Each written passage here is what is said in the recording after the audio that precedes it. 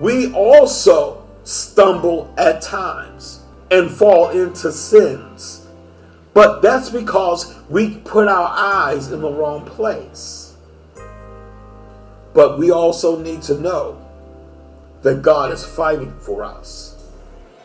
And the last part of that verse, in chapter 14, verse 14, the Lord shall fight for you. And say, and ye shall hold your peace.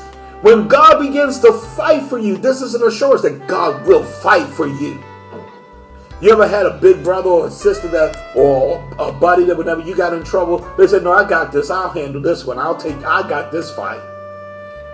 This is God in the same situation saying, no, you sit down. I got this one. No, you go take care of what I told you to take care of. I got this one. I'm going to fight this enemy because this enemy that's pursuing you is way too strong for you. Pharaoh brought with him over 600 chosen chariots. Its riders, its spearsmen, his archers. Also his army, the scriptures say. This was an army that was well trained, well equipped for its day and time, and could handle the battlefield and navigate it successfully to bring victory. They could have easily overpowered the Israelites and brought them back. But God knows the full strength of your enemy. You don't. You don't know his logic. You don't know his intellect. You don't know what he's already plotted and schemed and how he's already set up snares and traps for you to fall into. But you have not considered or contemplated them. So we go back to our verse. God's response to Moses after Moses prayed. And the Lord said unto Moses, wherefore criest thou unto me? Then God responds, speak unto the children of Israel that they go forward. When you see people that are crying and are fearful, you need to speak to them. No, buck up. You're moving forward. And you're moving forward in God. That's what I'm going to say to encourage you. Excuse me. But lift up thy rod and stretch out thine hand over the sea and divide it. And the children of Israel shall go on dry ground through the midst of the sea. And I, behold, I will harden the heart of the Egyptians, that they shall follow them. And I will get me honor upon Pharaoh and upon all his hosts and upon his chariots and upon his horsemen. And the Egyptians shall know that I am the Lord, when I have gotten me honor upon Pharaoh, unto his chariots, and upon his horsemen. In God's response to the Egyptians. And it came to pass that in the morning watch the Lord looked unto the host of the Egyptians through the pillar of fire and of a cloud, and troubled the host of the Egyptians, and took off their chariot wheels, that they drave them heavily. Excuse me. So that the Egyptians said, let us flee from the face of Israel. For the Lord fighteth for them against the Egyptians.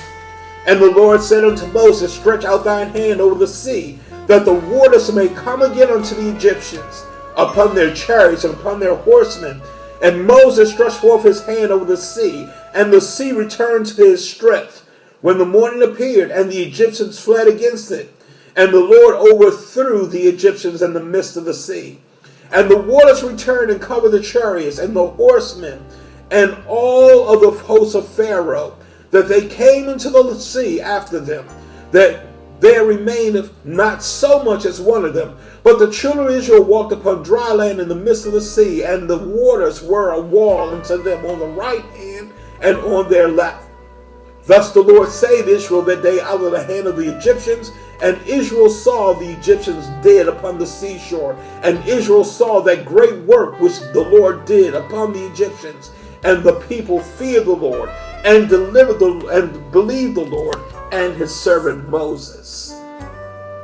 You must be willing to follow the instructions so that you can see the demise of the enemy's plots, schemes, and plans against you.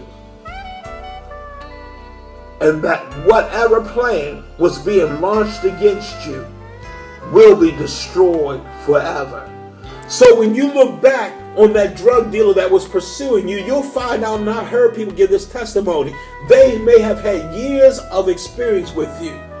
But when they look at you, they won't remember you. I don't remember you. What you talking about? You used to sell for me. I don't remember you. Who in the world are you in the first place? Get away from me.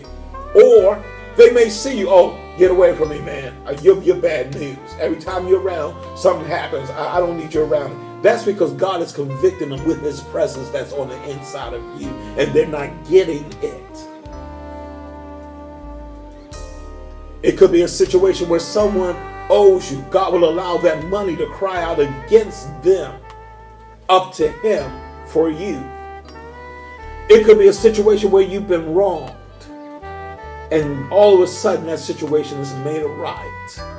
And the fervency and the desire of that person's heart that was trying to bring it, you'll find out that God has changed. And you won't be able to find that old person because something in them may have changed. May not have led them to salvation, but something in their heart was changed by God on your behalf. And now they're seeing you blessed. And they're blessing you.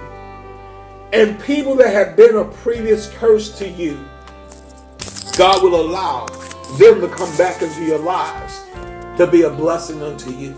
The other day, last week, I was praying. This was before I preached last Sunday's message.